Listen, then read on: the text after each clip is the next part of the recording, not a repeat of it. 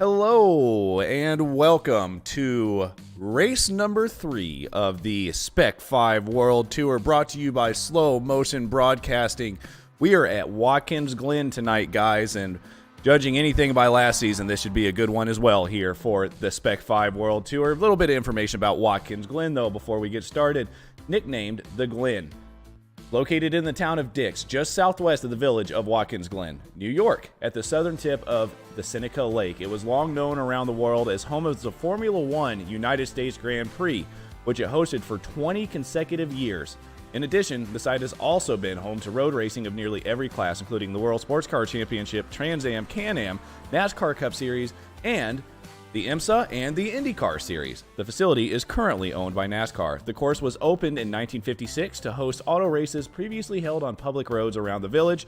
The circuit's current layout has been more or less been the same since 1971, with minor notifications after the fatal crashes of Francois Sever and J.D. McDuffie. The circuit is the mecca of North American road racing and is a popular venue among fans and drivers. Tonight, I am joined by the one, the only, Dean Biggles. Alex Andersen is caught in traffic right now. He's a little late to his job, but he'll be here soon. But, Dean, we're at Watkins Glen tonight, man. What are you thinking about it? This is a classic track, isn't it? As you mentioned, this was the gold mine of Formula One back in the day in the United States of America. Unfortunately, we don't go here anymore. The track would not be graded per se, but I tell you what, as much as Miami, in Formula One was a nice spectacle, this is a classic motor racing track that people love. The drivers love it. It's got elevation changes. It's got tricky corners. And it's not just flat in a car park. But, hey, it is what it is, right? It absolutely is. That's Formula One. But, yeah, they're going to get underway, obviously, for the qualifying session is underway. About 15 minutes of that totally that we're going to have this evening. And everybody in the same cars, of course. This is a car you can go buy it if you could afford one. No problemo. And I love all the different liveries. What are you about 18 or so drivers on the grid so far? We've got, looking like about 18, 19, 20, 21, 22 drivers tonight so far, and we haven't even gotten into the race session yet. So this is going to be a great race around this track. I'm really looking forward to the slipstreaming here.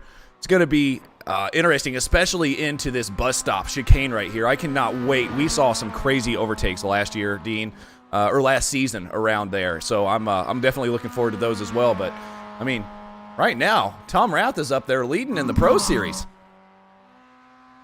Yep. Well, as you mentioned, they're the Pro Series. We've got that. That's the little indication next to their names, just to familiar everybody out there again. Just going over as well, too. We got state championship standings as well, too. Not quite sure if you have that one. We do. I can get these pulled up for us real quickly here. Why don't we do that? So, go ahead. I'll go through the open standings here. We've got Lee Martin there in first place at 114 points, with Jose Gonzalez there in second with 110. Greg Brockway in third with 95, followed by Josh Olson, then Paulo Coimbra, Andrew Kosick, Charles Vaccaro, Sean Hayes, Edgar Santinelli, Charles Bowley, Stephen Helliwell, David Tamira, Joe Camilleri, John Casey, Michael San Inocencio, Steve Ray, Tom Athen rounds out the Open Series. And, Dean, I'll hand it over to you for the pros. Yeah, you might have to do that one, my friend, because I can't read it on my screen at the moment. I can only read it on the Twitch, but I could probably go through the documentation, of course. I can do it right here. We got Rui Coimbra here in first place with Tom Rath there in second. They're separated by about 11 points, so Rui's starting to pull out a bit of an advantage. But with Tom Rath there right now, well, as I say that, we'll get back to the qualifying position, but it looks like Rui has just pipped Tom Rath. But with Adam J. McLeod there in third, tied with Jordy Fike, actually, for third place. Brian Zabelski in fifth, Greg Mack sixth, Eugenio Polisi in seventh, Curtis Jones eighth, Jedediah Babinek ninth, James Hansen 10th, Simon Foweather 11th, Zach Burke 12th, Nikki Borovic 13th, Kenneth Staub 14th, Ronnie Coates 15th, Otis Adams Jr. 16th, Giancarlo Lindsay in 17th, Joshua Soto 18th, Mitchell Peak 19th, Brennan Horn 20th, David Staub 21st, Elvis Rankin 22nd, Gavin Cohn 23rd, Kevin Linger 24th, and Wan Chi Lin 25th. Those last five haven't put a race in yet tonight, and I don't see any of them here tonight either. So looking like none of those guys are going to get up here into this what's pretty crazy points battle at the moment. You want to be getting into it. There's obviously still early days at the moment. We're only on round 3. We'll be heading off a season of 10. but you don't want to miss too many, especially when there's a lot of points up for grabs. And there's going to be lots of opportunities. Once again, some of those classic tracks that everybody loves out there. Also, g'day Ian in the chat. I'll be reading the chat out there as much as I can to follow it with you guys. So while our man, Mr. Adam, of course, that's doing all the magic work behind the broadcasting as well as helping out in the microphone while we wait for Alex, which I believe we might have actually. Alex has managed to navigate his way out of traffic, I think. Yeah, looks like Alex has made his way out of traffic, so I'm going to pull myself out of this chat and start running the cameras. Welcome in, Alex, and you guys have a great race. Yeah, thank you. I just got into here from a league race, so I apologize for being late, y'all. But we're here. We're back for Watkins Glen in the Spec-5 World Tour. And personally, myself, I'm really excited for this race. I mean, I watched the Miatas come here last season, and just like normal, they were utterly fantastic. We had all the action we could ever want out of a race, so definitely really excited for this one.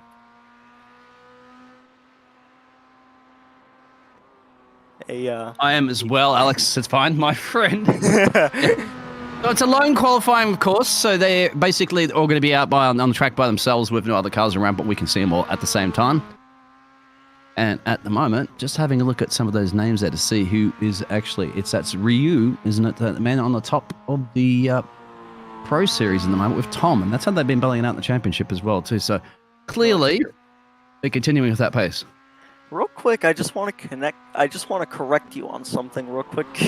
Rui Coimbra, I want to just correct you real fast. It's Rui. Rui, yes. Rui Coimbra.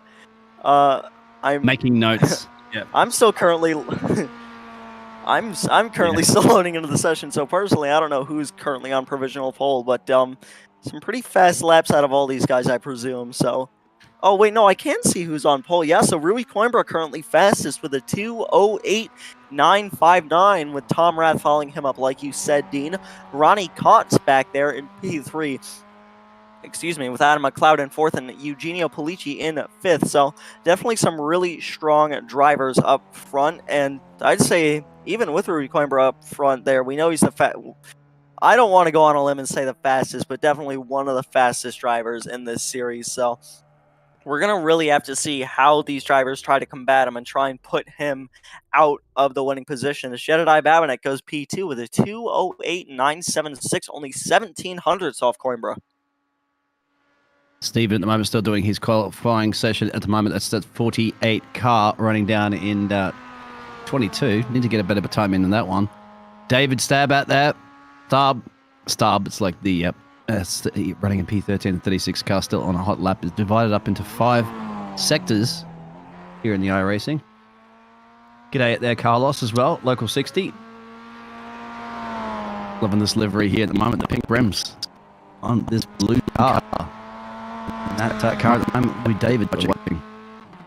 You know, personally, I prefer some nice, like, little baby blue cars, and they got some colored rims. So I've seen Saab's paint scheme before, and I honestly really like it. So we just gotta hope that nice looking car, maybe, you say you look at it. So hopefully that nice looking car can earn him a good finish here. I do apologize if I stutter a little bit. I'm coming off of a pretty exciting race for myself, so just a little disclaimer there for myself. But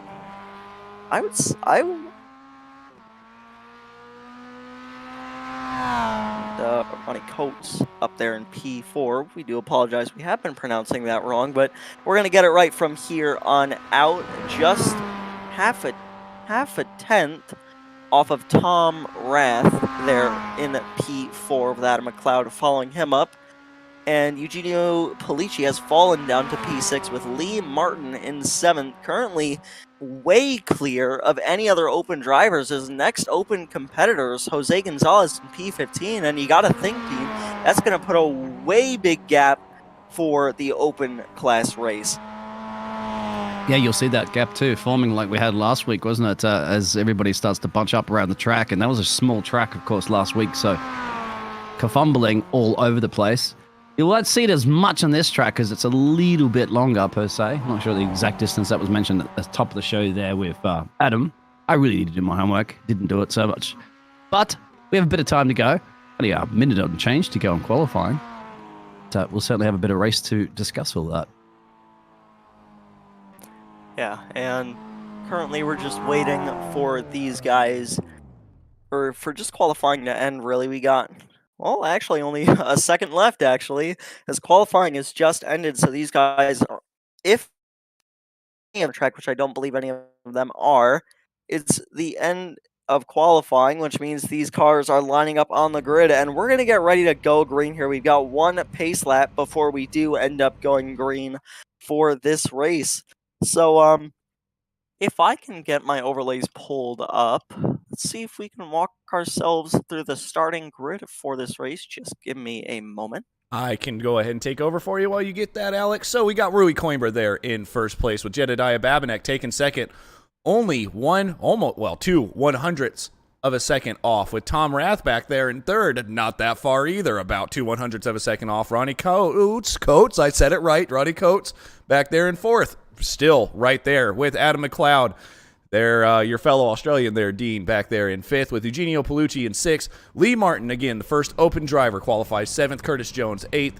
Brian Zabelski there in ninth with Jordy Fike in 10th. Mitchell Peak in 11th. Simon Foweather not coming home, starting 12th. David Staub, 13th. Greg Mack, 14th. Jose Gonzalez, 15th. John Hayes, 16th. Tom Athon in 17th. James Hansen, 18th.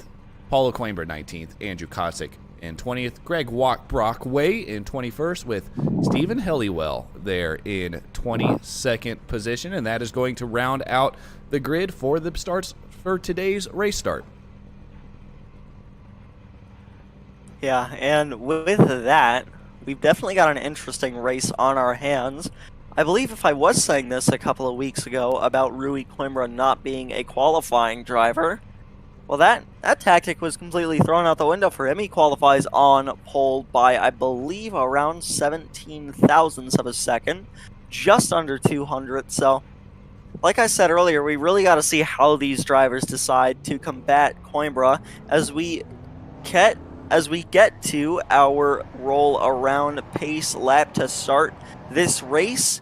And before they get back to the line, Dean, what are your predictions for tonight's race? Who do you think is going to be up front? Do you think you might see any more chaos? But most of all, who do you think is going to win this race?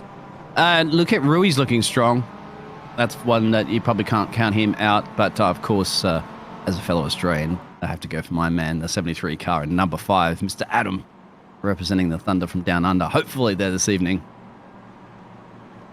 Yeah, and honestly, if I'm going for myself, honestly, I think I'm going to have to side with you on this one and go with Adam McLeod in that 73 car. He knows how to keep that thing out of trouble, and actually, I think he might have been the one that spun into the roller coaster, but other than that, he definitely kept his car out of trouble, if I remember correctly. So he was doing a great job there, and honestly, if he can keep that number 73 car clean, I really think he can have a good result here. But I wouldn't count out any of the drivers that qualified in front of him, neither Ronnie Coates, Tom Rath, and Jedediah Babinek, we know are some of the fastest guys in this league. We've seen their performances in the past, and we know that they know how to get races won, or at least on the podium at the end of the day. So, a really competitive race we have on our hands up front. We're just going to have to see how it spreads throughout the entire field and how these guys decide to handle each other in the opening minutes of this race. But going into the boot, we don't really see this part of the track. Really, I only believe for IMSA with the 6 hours of Watkins Glen. So, Dean, how do you think that this section of the track is going to affect these guys? It's going to be all time management, really, at the start of the track, at the start of the race. You want to make sure you don't get them overheated too quickly. You've got to find your balance around here after your qualifying session, after your practice, see how it works in race trim conditions.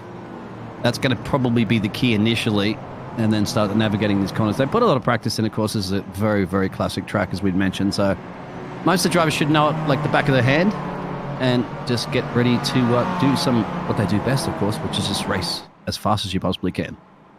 Yeah, and I know they're coming into the heel of the boot right now. I'm going to get my sheet up for corner numbers as they head through the heel of the boot at Watkins Glen. So, like you said about this part of the track, or really just this part of the track in general, when they come into this corner to come back onto the main layout that we usually see in stock car racing, that is an off-camber corner, and I've seen people mess each other up there, so definitely going to be an interesting corner on the opening lap of this race to see what people do there and how they decide to handle each other. But up towards the front, Rui Coimbra, Jedediah Bamenek on the front row. Y'all feel the rhythm, feel the run, get on up, it's Spec-5 time. Yeah, that's right, I came up with that myself. They're going to round the last corner here, and we're going to get ready to go green for the Spec-5 World Tour. The engine's not that much horsepower, but they're still roaring as the pace car pulls into the safety of the pit lane and down the front stretch. It's just a long waiting game for these guys as they come down the front straight, and the green flag is out, and we're racing in the Spec-5 World Tour here at Watkins Glen. Coimbra with a great start down into turn number 1. He's able to clear Bamenek by about half a car length, I would say, down into turn 1. Tom Rath with the inside. Here comes Adam McLeod as well, already up to 4th. Jedediah Bamenek holds on to P2. Simon Foweather, and I believe that's Mitchell Peak Racing, as they come up into the S's, still 2x2 throughout the majority of the field. As we take a look at Mitchell Peak back there, racing with Simon Foweather just behind Brian Zabelski. But down this back straight, this is where Jedediah Bamenek might be able to pull a move on Coimbra early, but it looks like for the most part he's going to push him down this back straightaway, just trying to conserve that car, making sure he doesn't make any aggressive moves too early, especially in this bus stop chicane. Speaking of aggressive moves, we have to take a look towards the back of the pack and see if anybody goes too wide through there. A very chaotic corner. Greg Brockway able to get through there well, so does Tom Athen. I believe that's how you say that, I'm not quite sure. Athon, excuse me. So everybody keeps it clean throughout the first lap. Looks like we're single file for the most part as we take a look at Ronnie Coates back here in 4th. Everybody in the top 5 maintaining all their positions. Adam McLeod got up to 4th, but it looks like Ronnie Coates took that right back from him. But Jedediah Bamenek and Rui Coimbra already having pulled a 0.6 of a second gap on the cars behind them, and already a pretty not very chaotic start, but still a very racy one on the opening lap of this race. Yeah, you mentioned it exactly, that they're all filing, you can see, down that main straight. That's fantastic. Still a little bit of pressure there that's been put on Rui. As we see a little bit of kerfuffling going in the background. I think that might have been Eligio Polici. It is at the moment. That's definitely an Italiano driver. It's named right there, isn't it? As he's dropped 14 positions, but still in this race. Wonder if he has to have any damage to be fixed there. But still, Jeddah putting a little bit of pressure there on Rui. Tom, and you mentioned that Adam had stayed where he has it, gained a position, but Curtis M. Jones, that's right behind him, has gained 2 places so far to be in P6, and he has obviously an open driver behind him that's done a fantastic job, isn't it, of Mr. Martin? Yeah, and Lee Martin, he has held on to his spot through the entire first lap, even with all these fast open drivers around him, currently keeping that car up into the lead pack, and if he wants to win that open class, he just needs to keep that car planted there in 7th place and keep it in front, way in front of all the cars behind him, just to make sure that he can get a nice finish here and win the open class. But up towards the front, Jedediah Bamenek looks like that he's still going to try and push Rui Coimbra down the backstretch. Like we were mentioning with saving tires and just trying to keep the car clean through wrecks, you want to make sure that you just don't damage your car early. We saw aggressiveness in the VIR race, and actually we're seeing aggressiveness right now as Ronnie Coates almost hit Tom Rath entering the bus stop. Adam is there in the mix as well, so that's absolutely fantastic. I mean, he's just pushing it, isn't he? Absolutely. So Adam got that one. Ronnie's dropped the place, and I think that's Curtis. Once again, see Jones out on there is up into P6, so getting 2 positions. Still nothing at the front there, but you can see Jedediah is just, maybe. What's going on? This is a Red Bull going off wide here. It looks like Red Bull livery. That's Adam. No, that was Jedediah Bamenek in the Red Bull car. Yeah. Looks like he might have gone wide in the corner. He loses the spot to Tom Rath, which gives a 1.2 second lead. 1.2 second lead to Rui Coimbra. And honestly, without the draft, you really only get the draft from what I've seen between around 0.8 and 1 second down straights, even at full speed. So it's not going to be easy for these guys to make up that gap, especially with how fast Rui Coimbra is. You can see he's already taken fastest lap. I believe that's 0.2 faster than Jedediah Bamenek with a 2:15.134, and it's only going to get faster as they come out of the final corner. So really these guys just trying to have to put their heads down and work together to try and catch up to Rui, as it's really a draft train. We've heard of DRS trains in Formula One, but this, ladies and gentlemen, is a good old-fashioned draft train. Is actually aggressive into turn one. Mitchell Peak dumps Simon Foweather. They both save it, but even with that save, I gotta be honest, there's probably some damaged cars and probably some damaged feelings after turn one there. We're going to have to see what happens between Mitchell Peak and Simon Foweather, because honestly, if I'm Simon Foweather, I'm not taking that. Yeah, but he was trying to correct it. He looked like he could have, but of course the car was swinging back in and got side by side. It was actually quite good. It was a bit of a bumper car there to bounce off to keep it straight, but of course he had to bump into somebody else, and that's gone a little bit pearl-shaped. I love how these cars just are thrown over the chicanes, aren't they? That's got to be just, I hope you get a bit of a physical workout there. That's going to hurt. Still the lead. Well, I think Rui's at lead. We'll get the time delta up there. It's about, yeah, it's still there, but at the moment, it looks like Jedi is putting a bit of pressure there on the back there of the 41 car of Tom. Yeah, it's still... We were talking about that gap around 1 lap ago. Is actually Jedediah Babinek, like you were mentioning, trying to race. Pulls to the inside of Tom Rath. Can't quite get it done. He just decides to ride in line there. But we were mentioning about the gap. It was around 1.2 seconds. These guys have already cut it down to 4/10s, just over 4/10s. So they've done a great job catching up to Rui, and now they're going to have the draft. So honestly, if they're looking to make a move at all, I would say it's right now. I would say with Rui being one of the fastest guys in this series, as we take a look at the rear bumper camera of Rui, you can see the 41 car just stalking his prey, just looking for an opening. Maybe Rui, we haven't seen him make a mistake, well, not really in a while, because he didn't make one last week at VIR, but it's very uncommon for Rui Coimbra to make a mistake. As we take a look here up towards him, you won't see this driver making mistakes very often. That's a really helpful skill, but if Tom Rath can just eke away at Coimbra's concentration here, I have no doubt in my mind that they can definitely try and make a move. That's the reason why the man's leading the championship at the moment, isn't it? So they got 65 points in the first round and 63 points in the second round, 128 total. Looking for a triple trifecta here this evening, but still plenty early days to go. 38 minutes left of racing. And there's a bit of it. And there's Adam going at it again. Adam's the one in that Red Bull livery. He's tucked up behind the 41 car. Maybe not for too long. Of Tom. Yeah. And yeah, that's it. Tom's in the lead of this race. So what happened to Rui? Looks like Tom probably just got a draft run there and was able to get around Rui entering the bus stop.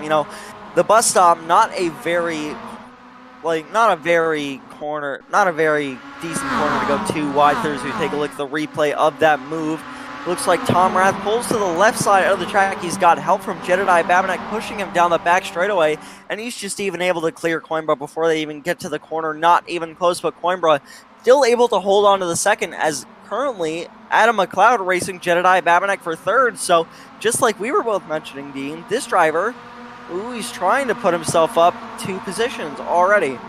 Yeah, Adam setting the fastest lap too in the last round there, 208.52. Really applying the pressure on. Looked like a bit of a mistake there by Jedi. They're running quite wide out there. They can, of course, even get a good exit.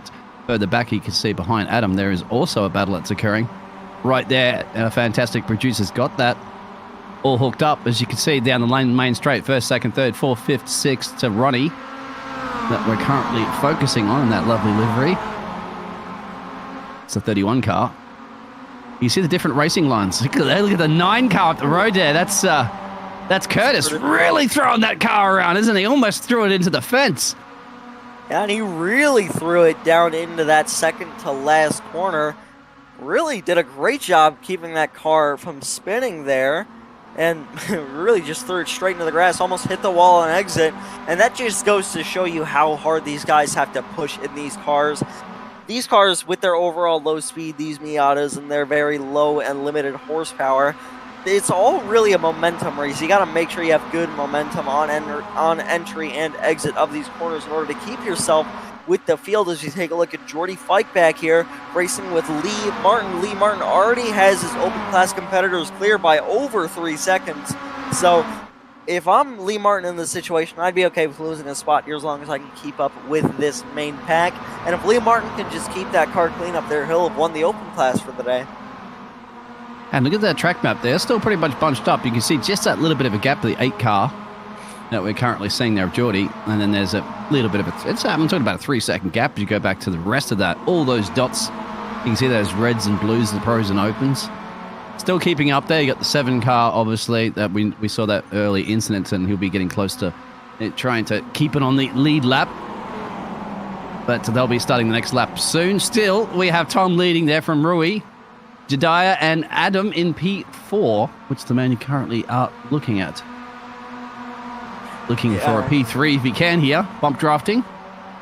And Adam McLeod doing a great job early on in this race. He's kept that car clean so far, and he's made up a spot on, I believe that was Ronnie Coates who qualified in front of him. You can just see how much these guys use the curb on exit to keep that momentum up, because the higher the momentum, the higher the speed you can get through some of these corners. But looking back towards David Staub and that pack behind these guys, I don't want to toot their horn, but from the last time I looked at the gap, they're currently catching up to this group of lead lap cars in front of them. So if these guys can just keep it together and keep it concentrated, they might have a shot at catching up to this front pack, especially if the leaders start racing for that top spot. You're right. It was about a 4-second gap. I think it's down about 3. There's David. And they're back to that battle, of course, for the P3. Now, it looks like still the pressure's been applied there. Jediah, and that's Adam right behind there. He needs to get an overtake done there. Remember, Jediah and Rui have lost a place each. They started in P1 and P2, now currently running P2 and P3. Further up at the back there, that's allowing everybody else to get a nice big bump draft. This could be interesting into the S's. They're going really hard through the bus stop here. Rui Coimbra easily cuts down and puts himself back into the lead. Tom Rath loses 2 spots in one corner.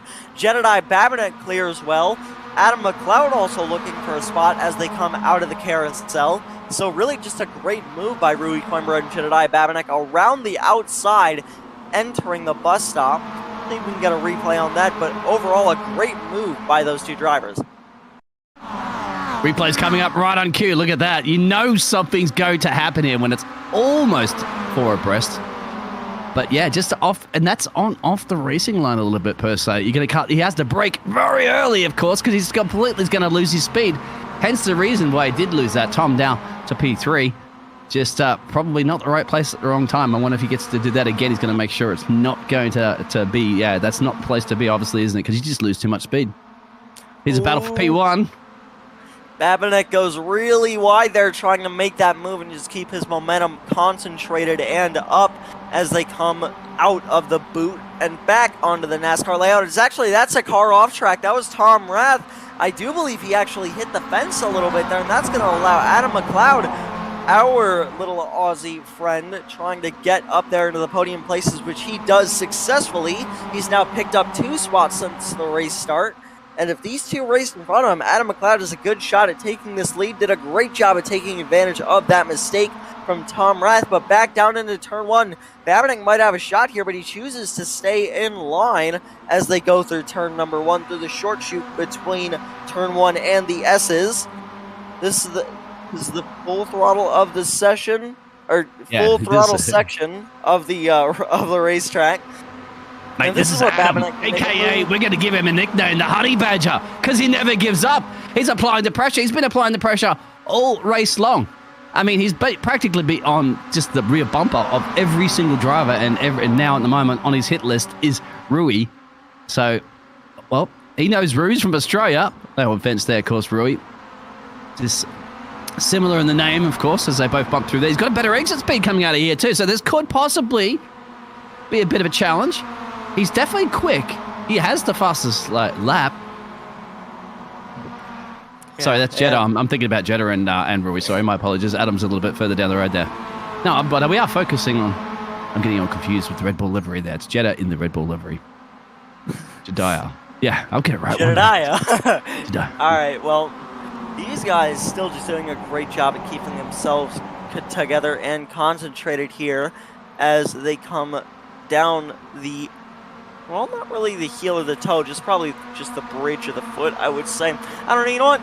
We're going to refer to it as the bridge of the foot now on down here for the boot section, because hell, I don't know that corner name, but into the heel they come, and out exiting the boot, you can just see how much chicane they use, or not chicane, you know what, I can't speak the English language right now, but actually Jedediah Babinek makes a move for the lead, coming out of the boot onto the straightaway, gets a little sideways there, but Adam, he's going for it as well, down into, I believe, that is, can't really tell what corner number that is, but into the second to last corner. And looks like Adam McLeod around the outside trying to make that move on Rui Coimbra. If he can get that draft down the front stretch, he did. He does clear Rui Coimbra. A great move from those two drivers. Tom might have him now as well too. So yeah, Rui's made a little bit of a little mistake at this level. And you're dropping a couple of places. And it looks like these guys all pushing their cars towards their limits, but you gotta think here, when does the pit strategy come into play? Because you know it will, and you know it's gonna have to. So yeah, so these guys, I'm gonna take a look at a bit of info that we have here for this race. Yeah, I can tell you the lane time's 36 seconds, box time's about 18 to 19. So, but when you can check that one out, as we're still seeing Tom battling his way back up. He's got to have the inside. It's going to turn to the outside line through the S's. Yeah, so the bus stop. As I take a look at our notes, we have about 21 laps in this race throughout the full race distance, and the pit window is going to be between laps 8 and 14 to make it to the end of this race. It is about 13.9 laps of fuel with no fuel saving. So these guys, if we see any of them pit, we might see some try to perform the undercut there for the first half of this race on lap 8. Because if it's a 21 lap race and they pit now, they can probably make it to the end. And obviously, less fuel at the end of the race means a lighter car, and the more you can push to try and make moves to get the lead back towards the end of this race. But currently it's Tom Rath just trying to chase these two leaders down. Look at how much curb Jedediah Babinek uses on exit of the heel, and that really allows Adam McLeod to gain, even with Jedediah Babinek being able to hold more speed as they come back onto the NASCAR layout. Through turn 10 they come. Looks like Adam McLeod just trying to maintain that gap. Really close back there, and actually, just like we were mentioning, pitting, I think Tom Rath might be coming, and he's holding it down there, and he's slow on the apron. The pits. Yes, he is. Tom Rath, Rui Coimbra, Ronnie Coates, and Jordy Fike, all four of those guys electing to come in to perform the undercut. And now, you got to think how much time. We mentioned you saying, I believe it was 36 seconds that these guys are going to spend in the pit lane. This looks like Brian Sabelski, George Mack, Jose Gonzalez, I believe it's Tom Athan back there, and Paulo Coimbra entering the pits as well. So these guys, you just got to wonder, where are they going to end up as we take a look at Paulo keep an eye on Coimbra. Adam. Adam's going side by side, I think, at the moment, if you can get that one. He is going side by side. So he's going to be jumping first. Actually, no, he hasn't got it yet, but he's putting the pressure on. He's putting the pressure on Jedediah. Let's get that name eventually. And now they're going to be cranking this right now, because everybody's coming out of the pit lane. We'll get those times in a second. But that's the thing. Undercuts are going to pay off or not. Oh, look at this. It almost looked like on that camera angle they're going to be tank slapping into the wall, but they're not. So it's going to be it's the difficult part, isn't it? If you're the driver in the lead, you are the one who has to make that call for the pit lane, and the drivers behind can then elect to follow you in or perhaps try the overcut. Yeah, and if they do attempt the overcut, they will have more fuel at the end of the race. But if they do choose to do an overcut here, they can spend less time in the pits by taking less amounts of fuel, which means they might be able to just clear that group of cars that pitted behind them by just a couple of seconds, really, which really might help these guys towards the end of this race. But Adam McLeod and Jedediah Babinek, even if they are racing hard for the lead, you got to think, when do they decide to call it quits for a bit and work together to try and pull off a nice fuel strategy? It's going to be interesting. I'm keeping an eye on the lap times for those drivers that come out on the pits soon. We'll get it. But overall, I think the overall pit lane time, I apologize about the lane time. I was showing 36 seconds, but it's actually at about 51 to 52s. The actual box time is correct. That's around 18 to 19 seconds, and most of those drivers that did box were all averaging on that. When looking at Mike Mitchell, I'll get that one, and Simon going in the pit lane right now. Jeez, tongue twisters all around here. There's those pit stop strategy times there at the moment. They're all pretty much even Stevens. Still, we still have a bunch of drivers that are yet to pit, and we've still got 9 of them currently. Just take a look at Jordy Fike here. He lost a bit of time to Rui Coimbra and Ronnie Coates back there, as well as Tom Rath. So Jordy Fike this race currently not going the way he wants to it in terms of fuel. So he's going to really have to try and push that car to its limits to try and get back up there with that group of cars to try and challenge for the lead. But your current provisional leaders are going through the carousel and entering the boot. So with how much time they lose, you gotta think, do you think that they can maybe take less fuel if they go for an overcut? If they go for an overcut, they really don't have to pit for another 5 or 6 laps. So it's just going to be really interesting to see when these guys do elect to come into the pit lane and what happens with these guys back here if a race, which is happening right now between Ronnie Coates and Tom Rath. Ronnie, thinking he's faster, tries to go for a move on the outside, entering the bus stop. He's going to make it happen. Rui Coimbra is just going to chill back there down in P12 for now. And it looks like Ronnie Coates just thinks he's fast enough to lead the second back. Of course, got to be confident. Still the battle occurs at the front there. 208 is trying to see that some of those times you can see out of those drivers that come out of the pit lane. We will get them after they complete a full lap to give it an indication of what's going to be going through the minds of those 9 drivers. Still at the front, they have to take a pit and realize where are they going to come out. Are they going to come out in traffic? You can see the track map right now. Up there, you've got 2 different splits here. You've got those drivers that have boxed and those drivers that haven't boxed. And there it is at the moment. Going in will be Jediah. And everybody else stayed out. So Adam stayed out. Lee stayed out. We have David's gone in. James has gone in. Sean is coming around the corner. Yes, Sean's going to go in. So there it is. So 3, perhaps, of those gladiators, apart from Steven, stayed out. There you go. 4 of those gladiators have elected to take this gamble and stay out a little bit longer. Yeah, and with that, Curtis Jones has actually gotten right to the back bumper of Adam McLeod. So if these two don't race and they help each other down these straights, they might be able to pull away. And if Jedediah Babinek, if Jedediah Babinek can get a nice group of cars to run with down the straights and through all the corners and just hang out until the pit cycle is complete, you really got to think, what can Jedediah Babinek do? Is actually he's going to come out right in front of the other provisional leaders, and it looks like he's going to stay in front of them. Ronnie Coates right there, you can see him, as well as Tom Rath and Rui Coimbra. Jedediah Babinek going to stay in front of this group. So far, the pit strategy is checked out for this number 55 machine. So it's all going to be a matter of whether these 4 cars can just hold it together now, can they? Yeah, that was good. You want to be coming out clear air. That's clear air being 25 seconds down the road. And that is going to be very interesting for the pit stops. Because will he come out and resume the lead of this race? We're still going to get an idea of his lap times, because at the moment, let's have a look. We're going to just keep with a driver for a second. As we're watching at the moment, it looks like the Ovs Adam is going a little bit wide there. Of course, you can. The 73 car is the Australian guy. He's got a little bit of a gap there to see Jones there, Curtis Jones. Lee Martin lurking a little bit in the background. Stephen a bit further down the road, about 13 seconds. That's the top 3 yet to pit, as we're pretty much halfway through this race. At this point, it's going to be getting a little bit punishing on those tyres, but mate, they're still pulling 210 lap times, which is starting to fall off the cliff a little bit now when some of the other drivers are doing around 209s and fresh boots.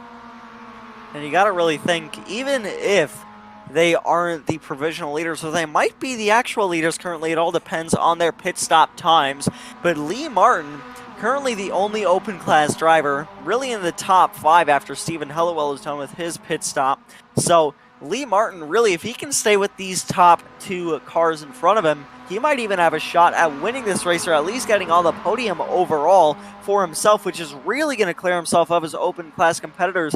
The next one after pit stops is Tom Athan and Jose Gonzalez down there. Those are his next competitors, so he really just probably can just chill out there, as here come the other cars that have already pitted by Stephen Hellewell, who is still stuck in the pits. Tom Athan gets around him before they Athon, excuse me.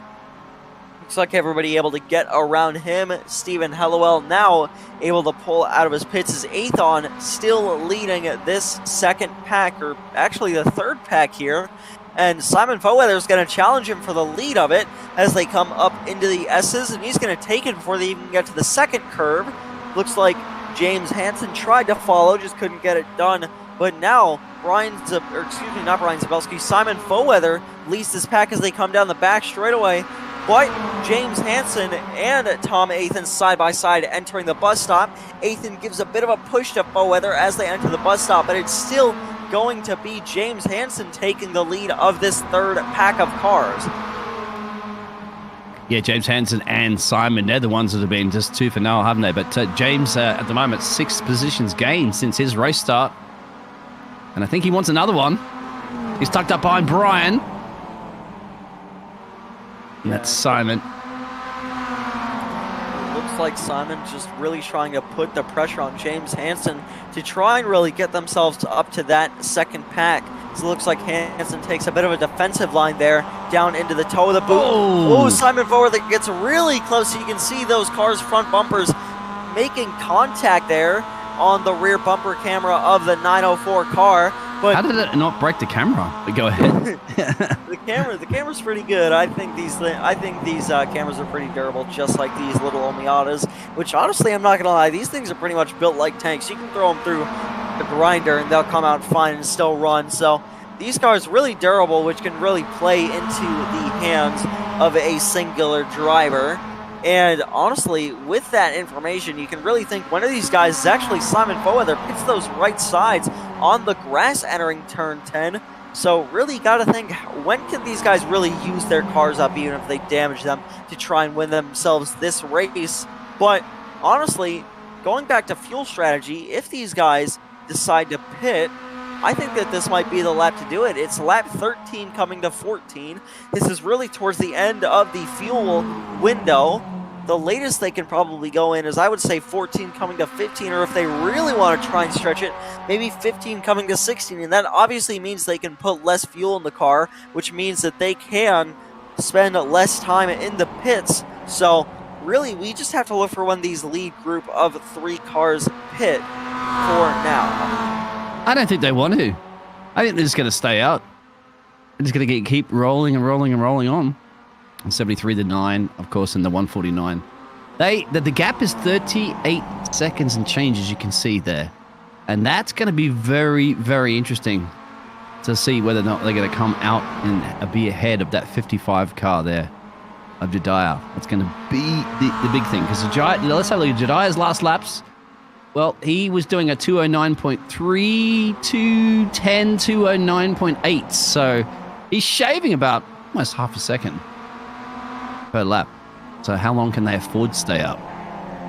Yeah, but actually they're maintaining the inside through the last corner, and this is the lap where they come out of the pit. So now we need to take a look at where Jedediah Babinek is and that second group of cars. They're rounding the heel part of the boot. Looks like Jedediah Babinek actually has a bit of a gap between him and Ronnie Coates. So as you take a look at this camera, it's panning towards the last corner and at pit road. So it's really going to give us a nice perspective of where these guys are. So these guys lose an average of 51 seconds in the pits. So as these lead lap cars round the final corner, looks like their pit stops might be finishing up just around now. They're still stuck there in the pit. And that's that main straight speed flat out for everybody else. It's going to be a little bit punishing. So somebody comes out of the box, but then they're going to be coming out definitely behind, because look at that. Bang, bang, bang, bang, and bang. And that's going to hurt. You're going to see like 4 or 5 cars ahead of you, and you're like, oh, have I taken the wrong, perhaps, strategy call? Still plenty of time to go. 15 minutes of racing. Yeah, Adam McLeody's not out of this just yet. He might still be eligible for the draft down this back straightaway. And even if he isn't, if he can just keep his corners consistent, he can probably catch up to this lead pack of cars, especially when they start to get racy towards the end of the race here. As actually, speaking of that, Tom Rath going for a move on Ronnie Coates entering the bus stop. They're still side by side, not where you want to do it, but they're going to hold on to it. Rui Coimbra looks for it as well. He's going to get there. And actually, with these guys racing like that, that puts Jedediah Babinek with a 1 second lead on Ronnie Coates almost exactly. And that also puts Adam McLeod and Jordy Fike back into this lead pack. Yeah, 2 different battles now. Obviously, for Jedediah, he needs to build that gap as much as he can. But the other further battles is going on, of course, now. Everybody in play. So pit stops are done and dusted for these drivers for now. I don't think there'll be another pit stop. There should just be the one for the race. These can go to the end. But now they're all back into play, almost just like a reset and start all over again for the race. Yeah, so if we can take a look while we have a bit of a break in the action, we're going to head to a bit of a sponsor, TPC Motorsports, which helps the Spec-5 World move. TPC Motorsports is a 4-year-old racing team based in Birmingham, Alabama that currently races a Caterham 7420R in the HSR series and a BMW Spec E46. So, thank you to TPC Motorsports for really helping out this series, allowing us to get to watch some great racing with the Spec-5 World Tour. So, great racing all around, and thank you to TPC Motorsports for keeping the Spec-5 World moving. Yeah, get on your TPC Motorsports, and we'll get a link out to them as well, too, in the chat there, so you want to check them out. It'll be quite cool, no doubt. Esports is the future of racing, and definitely TPC is right behind the future of motor racing with esports, and this is still a motor race on lap 15, because if you look at those gaps, it's not too much separating, I'd have to say. Where are we looking at about, at least the top 5 are separated by at least under a second each. So blink and you'll miss it. Yeah, so these guys, they really have to keep their cars nice and clean here if they want to race towards the end of the race here. And that gap, it was 1 second around a lap ago, just under a lap ago. And these guys have closed it down to just under 0.4 of a second now, just over as they come through the carousel. They're going to make up a bit of time on Jedediah Babinek through the exit. Take a look at the rear bumper camera for Ronnie Coates as they enter the boot. Looks like Rui Coimbra gets really close to the back bumper of that 31 car as they come towards the toe of the boot. Hard on the brakes, doing, I would say, a pretty fast hairpin for its type. Uphill, very easy corner to get right, but very easy corner to get wrong. So these guys really just got to be careful through there. And they're just doing exactly that. But as they come into the closing few minutes of this race, when do they decide that it's time to forget clean racing? I got to try and win this. Yeah, it's elbows out at that point, isn't it, towards the end? I mean, obviously it's a long season. This is round 3. We've got 10. So I don't think you're going to have to risk it too much up because drivers are drivers. If-gap car, we know that. That's the Simpsons livery there of the 236 car. Simon, it looks like it's the Simpsons, of course. Yep, that's the Mazda. Remember, these are rotaries, mate. So I'm not sure if you've ever listened to all these cars go around a track, but they are loud. Rotary engines are loud. So I'm glad you got your earmuffs on. Yeah, definitely just trying to keep the ears a little bit safe here. Try not blow out my eardrums. I've been to a NASCAR race down in Dover, and I thought those things were loud, but I wouldn't deny the rotaries are probably louder, especially with how fast these things go by and how close they are together. So definitely just trying to keep the ears protected a little bit here. But back towards the racing side of things, back here for P13 or P12, excuse me. Somebody go off. Oh, somebody went way deep in a turn. I saw that. I saw that as well. Not sure who that was, but somebody went way deep. I think that might have blink been and you miss it. It was. Might have been Paulo Coimbra. We'll see if we can get a replay on that one. It could have been Jose Gonzalez. So let's see. This is in the bus stop.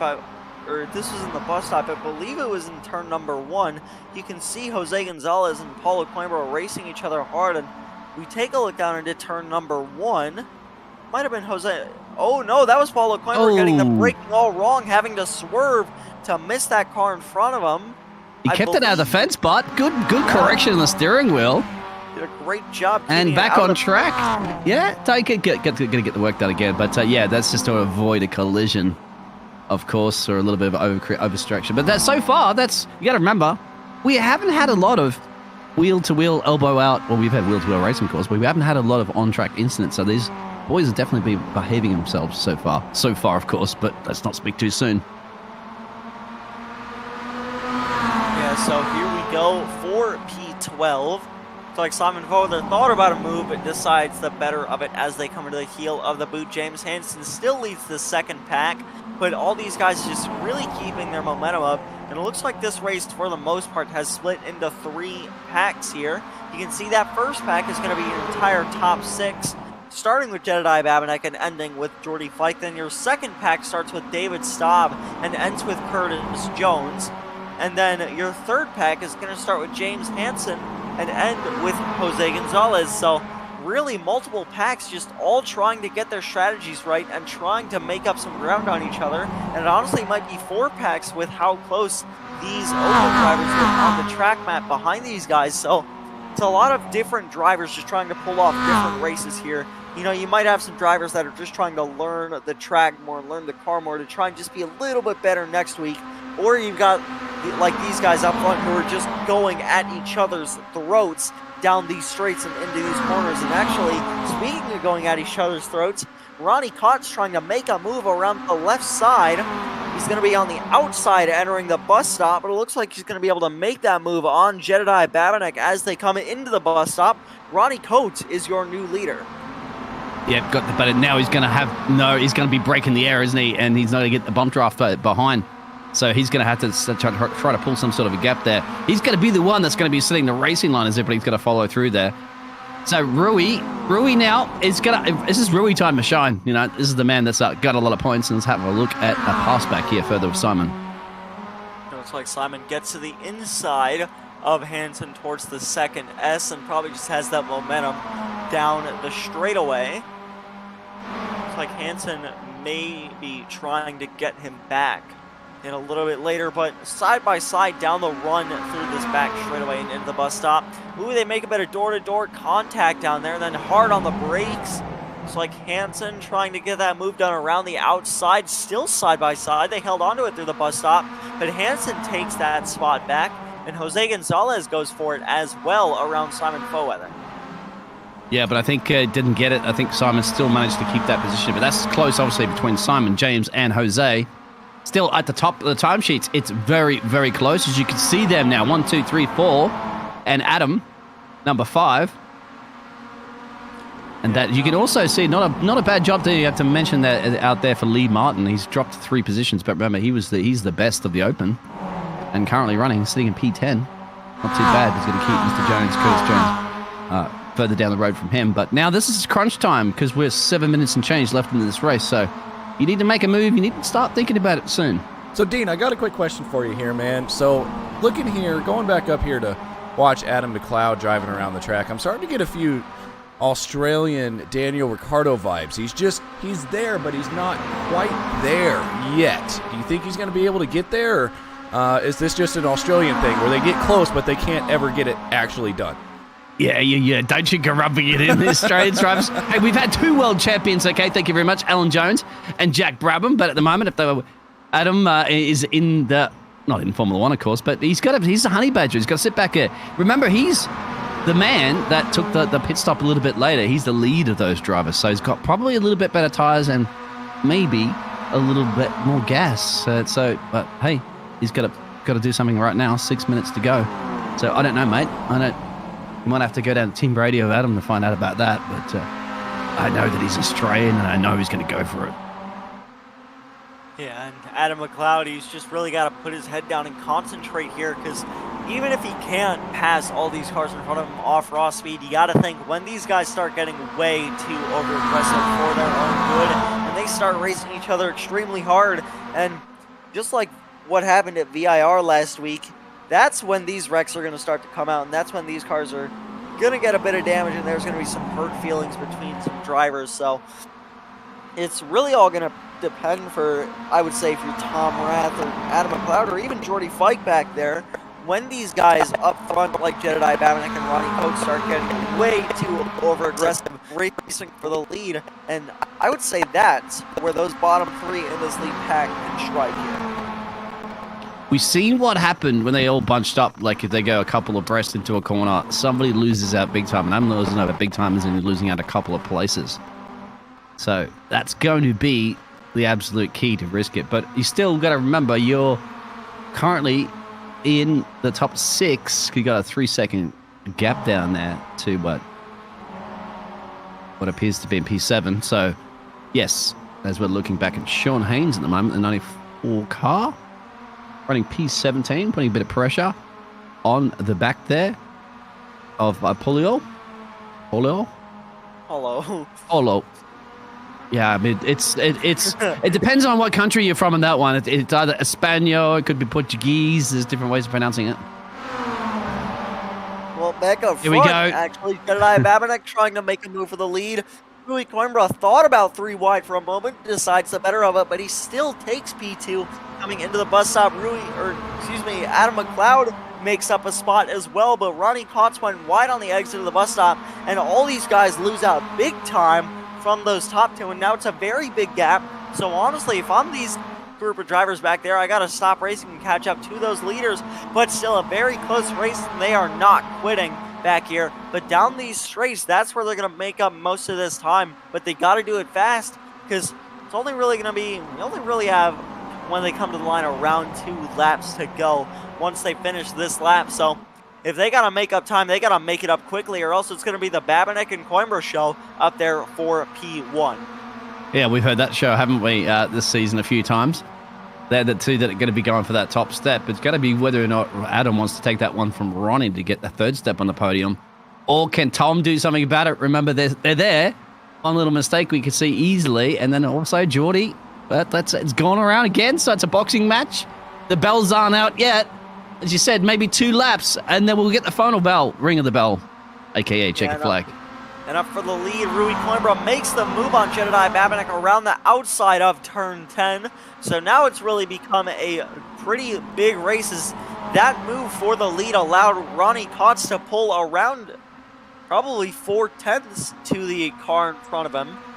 Or Coates, excuse me. I keep getting that wrong. I need to get better about that. But Ronnie Coates gets around 5/10 out of that kerfuffle between the 2 lead cars. And that's going to put this entire second pack back into contention as long as they decide not to race each other. And that's really all going to depend on whether Adam McLeod decides to push, but he doesn't. Side by side up through the S's. And it looks like Adam McLeod is going to be the winning car in this situation. No. But Ronnie Coates, he has the inside through that second S. And really all depends what happens here on the back straightaway, but this is, I would say, a losing game for all the drivers back here. Yeah, 2 different battles here. Battle for P1, battle for P2, and then battle for 3, 4, and 5. It's anybody here, anybody making a mistake. This is also probably getting close to being the penultimate lap. Oh, Adam's got lost a little bit of but he's managed to correct it, but it's got to get his exit speed in big trouble here. He's had to go a little bit wide, but he could cover it off. Not sure. And this is a very tight race towards the end as they come into the boot for what is going to be the second to last time here. They're side by side for 4th, but like we were mentioning earlier, I can't think of this being anything but a losing game unless those 2 leaders start really tangoing for that lead position, as Ronnie Coates is going to fall back to racing with Jordy Fike back there. So now Adam McLeod needs to really stop trying to race with these guys and really trying to push himself to catch up to the leaders. But up front, still the Babinec and Coimbra show. These two guys have raced extremely well all race. They got their pitch strategies just right to end up 1-2 as they come out of the boot for what is going to be the second to last time, and into turn 10. Babinek has to make a move soon or else he might not have another chance, but still, these guys very racy in the back of this pack, and when these two get side by side for the lead, that's when this group of 4 cars back here is going to really have to start putting the pressure on themselves to catch up. Oh, it's actually Babinek can't make it. Babinek can't make it. He pulls in the pits. Oh, that's it. No. That's practically top 10 done and dusted, unfortunately, for him. So he's ran out of gas. No other reason why to box. Tyres would have made it. That's going to be very, very disappointing. He was the only one, I'd have to say, that could have given Rui a bit of a shot for this one and not let Rui win another race, of course. But anyway, still other racing going on, of course. Still side by side back here. Push through the S's comes Tom Rath on Ronnie Coates back there. Great training, Jordy Fike around the outside down the back straightaway. And really, Jordy Fike, I see no other reason why he wouldn't pull out of line here and just try and get these guys back through the boot. But that is the last lap. We're going to hit the 45-minute mark this lap. So it's actually Tom Rath hits the grass there on exit of the bus stop, which might seal the deal for a podium for Ronnie Coates at the end of this race, but I wouldn't count Tom Rath out as he actually goes really wide on the exit of the carousel, and here comes, that's actually a wreck through the bus stop. James Hansen and Jose Gonzalez right behind him, but back up towards the front, these guys really racing hard and towards Tom, the end of it. Something happened to Tom though, so my telemetry. Tom has gone off track, has he? Tom Rath, he might have ran out of fuel as well. Yes. It looks like coming into... Oh, there's just contact, yeah. and that's just... Oh, that's got to be frustrating. He's just like, I'm not dealing with this anymore, I'm out. So, just very disappointing, but back up towards the front. Rui Coimbra, he got the strategy right. Hard racing with Jedediah Babinek before Babinek had to pull into the pit lane after running out of fuel. And just another flawless race on his part. I mean, there's really nothing he can do to stop this guy once he gets himself up front. And from pole through the final corner, Rui Coimbra, ring the bells. I don't know why I said that, I'm not even going to lie, but Rui Coimbra out of the last corner and down to the line. He wins round 3 of the Spec-5 World Tour here at Watkins Glen. Fantastic race from everybody all around. The fuel strategy played out for him. Adam McLeod ends up P2, Ronnie Coates P3, Jordy Fike in 4th, Curtis Jones 5th, Lee Martin in 6th. He wins the open class. Brian Zabelski P7 overall, 6th in class. Simon Foweather ends up P8 overall, P7 in class. Tom Athan, I honestly, Athon, I gotta get that right, man. I believe this is the first race I've seen him, and he ends up with P2 for his class. James Hansen rounds out the top 10. Then it's Jose Gonzalez, Sean Hayes, Paulo Coimbra, Greg Brockway, and Stephen Hellwell rounds out the top 15. And by God, it's still going on. We're saying it one more time. I have yet to be disappointed by a Spec-5 World Tour race. Bring it on, world. But so far, this has been fantastic. I'm glad you get excited, my friend, because that's what happens when you're a part of the Spec-5 World Tour. And world being, well, obviously in tracks around the world, perhaps some of them, but this one being the New York home there. So in New York, the man's done it. And that's the New Yorkian driver there here in New York. I'm not sure, it must be upstate New York, of course, but Rooney done it again. An unstoppable force meets a definitely unmovable object. Well, he's movable object. It's a very quick movable object. Good on you, Adam. I said the 73 car there. He kept it there, and he pushed and pushed and pushed. He's gained 3 positions there, Ronnie. Had to kind of take it out for Jordy as well too. Jordy Fike in P4. He managed to gain 6 positions, and that's fantastic. And of course, you have to give it to Lee Martin because he was the best of the rest, of course, in the open field. Yeah, and Lee Martin, really the class of the open field today as we take a look at your official race result. Rui Coimbra wins out the day yet again here at Watkins Glen by just under 1.6 seconds to Adam McLeod, who ends up in P2. Ronnie Cott's third, Jordy Fike in fourth, Curtis Jones rounds out the top five. Lee Martin, your winner of the open class, ends up P6 overall. Brian Zabelski P7, Simon Foweather in eighth, Tom Athon in P9, James Hansen in P10, Jose Gonzalez 11th, Sean Hayes 12th, Paulo Coimbra in 13th, Greg Brockway in 14th, Stephen Hallowell rounds out the top 15, Andrew Kosick in 16th, Tom Rath in 17th, Greg Mack in 18th, David Staub 19th, Eugenio Poligi in 20th, Jedediah Babinek, after unfortunately running out of fuel, coming to the white flag, ends up 21st. Then it's Mitchell Peak 22nd, and that rounds out the field. So, Dean. Yep. Yes, sir. Mr. Alex, I'm glad you got the traffic sorted out so you can come up into casting this fantastic race, of course. Race 3. More racing to go here in Season 9 of the Spec Series. We still have 10 overall. So that's 3 done and dusted, 7 to go. But yeah, it's been fantastic. A little bit disappointing, as obviously from Jediah there and Tom towards the end there, that we're running right up at the sharp end of the field. But yeah, I believe we're going to get to listen to some of these gladiators in just a minute. And looks like we're going to have Rui Coimbra coming up into the booth. You did it again, man. A great job from you tonight. So, just how's it feel? You get back up into victory lane after a disappointing result at VIR. So, you bring it back up front. How's it feel? Hey, Alex. Feels pretty good. You know, I came into this race knowing it's a draft track. I enjoy this track a lot. Me and the guys over at Not a Team, enjoy practicing here and doing laps.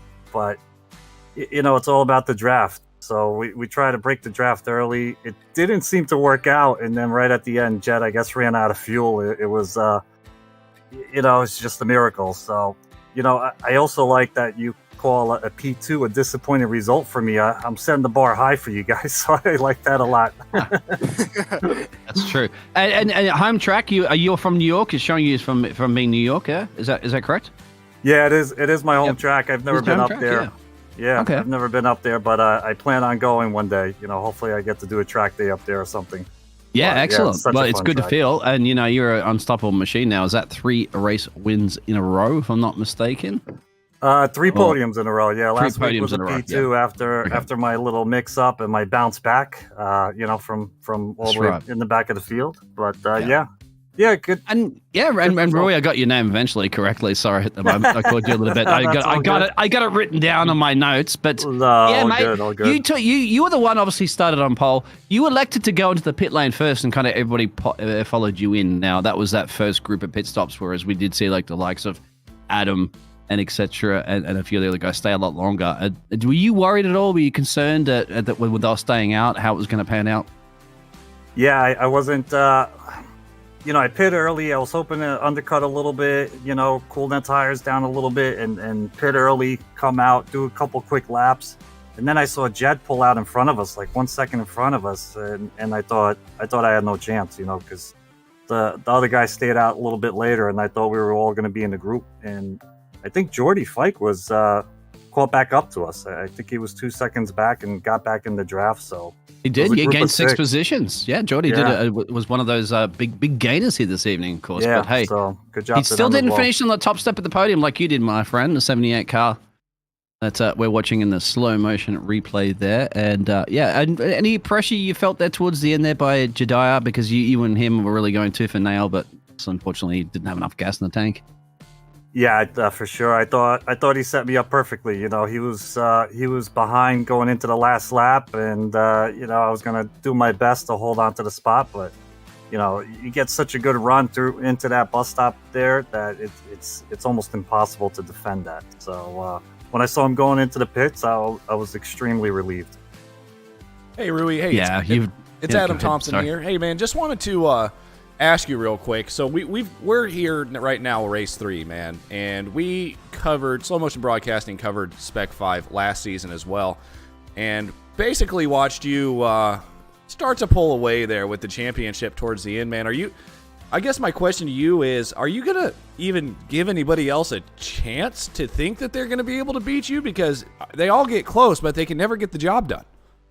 I hope not. I hope they all give up now and we could just celebrate, at the end of tonight. No, but so many of these guys in here I've looked up to and try to chase for so many seasons that I'm actually surprised that I'm ahead in the championship points. So many fast guys here that can easily win any of these races.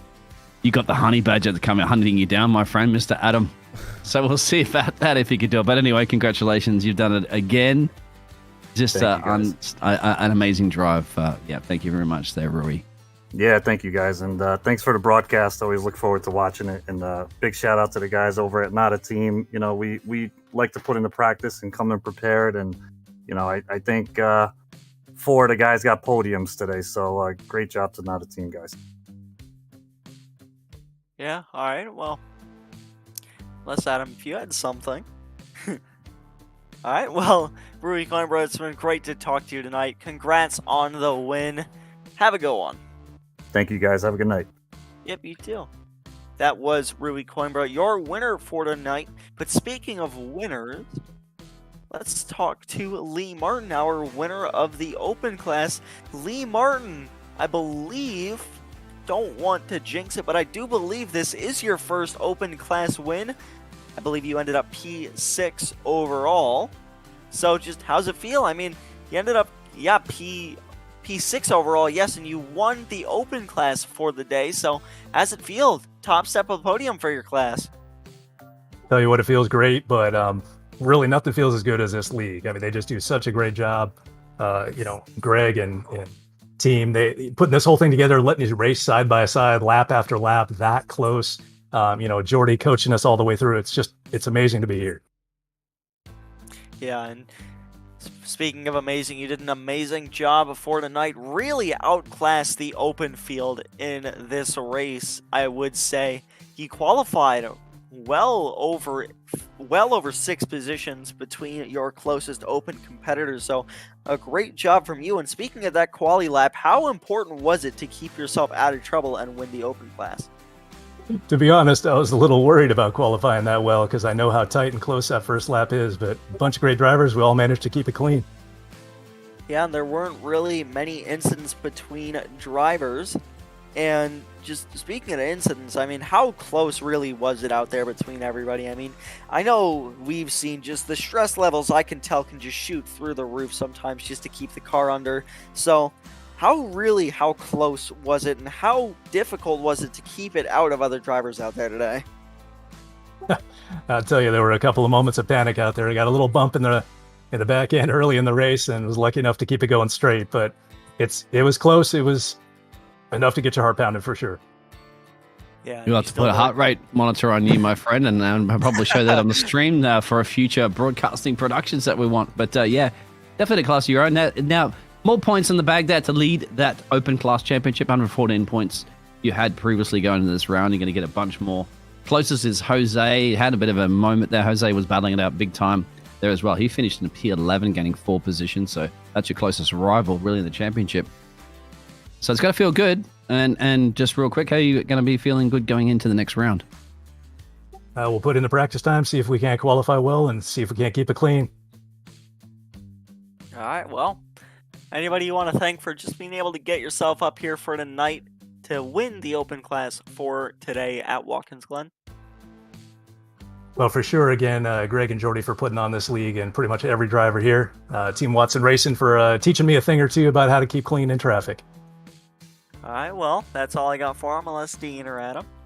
No, I mean, you were kind of trying to keep clean traffic getting your way here too. Well, we're lucky you did too, as well, Alex. But yeah, to keep up the good work that you are doing, my friend Lee. Yeah, you should really be with the pro guys, right? But just take the Open for now, of course. You're the lead of the Open, so, I mean, you keep driving the way you are, you might end up finishing on a podium soon with everybody else on the track. We'll keep trying. All right, well, Lee Martin, it's been great talking to you. Congrats on the win for the Open class and the P6. We'll see you later. That was Lee Martin, your winner for the Open Class, P6 overall for him. But let's take a talk over to Tom Athon. I want to make sure I'm saying that correctly. I know I've been botching it all race, but Tom Athon, Dean, I'll give him to you, but a great showing from you tonight. You end up P2. Yeah, that worked out pretty good. All right, well. You got to be excited more. Come on, Tom. Come on. Bring it. You have too much champagne already, mate. You got to ease off that champagne. Don't start celebrating just yet. 8 positions gained as well in this race. That's going to feel good. Yeah, that was great. That was a fun race. A lot of competition. Yeah, and really just a great race from you. Overall, you end up P2 for the Open Class. Just really how tough was it out there to keep that car clean and just make up those 8 positions to end up P2 at the end of the day? Well, my first race in this league, I was going to keep it pretty clean and safe. And fortunately, I have some teammates that were right with me and telling me about the guys I was racing. So the guys that are a little more aggressive, I kind of give them a little more room. But it all worked out. Yeah, It all worked out. And you have a bit of time now, my friend. So obviously with Lee winning the Open Class, but you only got 2 positions there behind him the other day, and you were the biggest gainer of all the drivers on the track this evening. Wow. That's something, I guess, at the moment there that Lee might have to be looking over his shoulder, because you have time now, my friend. Because we're only round 3 done. You have 7 more rounds to go to try to build up that gap there. It was your first race, and obviously, thank you very much for joining the league, and you obviously put a great show. So that's good to see more competition in here, mate. And yeah, it's got to feel good, doesn't it? Yeah, I'm excited about it. Yeah, it's very fun. Yeah, and really it was a great job from you tonight. Anybody you want to thank for being able to end up here at the end of the day? Well, I have to thank Rui for talking me into joining the Not a Team. And Ronnie and I have been racing together forever. And so Rui talked us into coming over to the Spec-5. And so far, so good.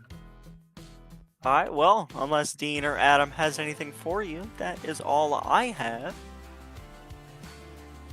So, well, it was a great talking to you tonight. Hope to talk to you soon, and good luck in future races. We're going to move you back into the interview waiting rooms. And let's take a final interview to our guy, Jose Gonzalez, who we spoke to last week. And he ended up P3 in the Open Class. On the podium at the end of the day, how's it feel?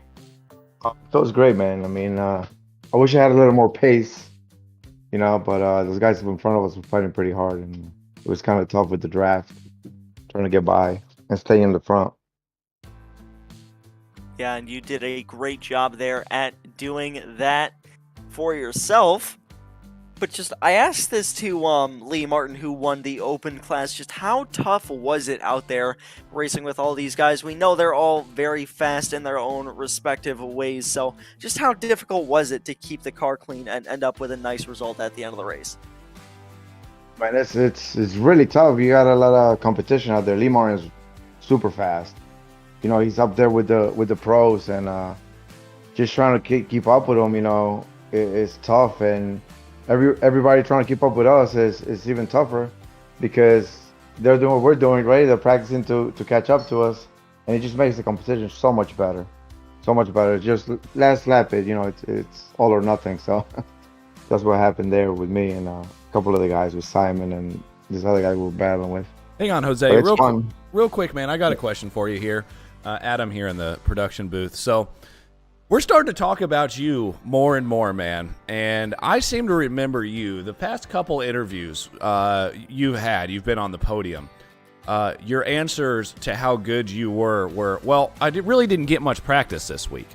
Did that carry over this week, or did you actually finally get some practice in this week?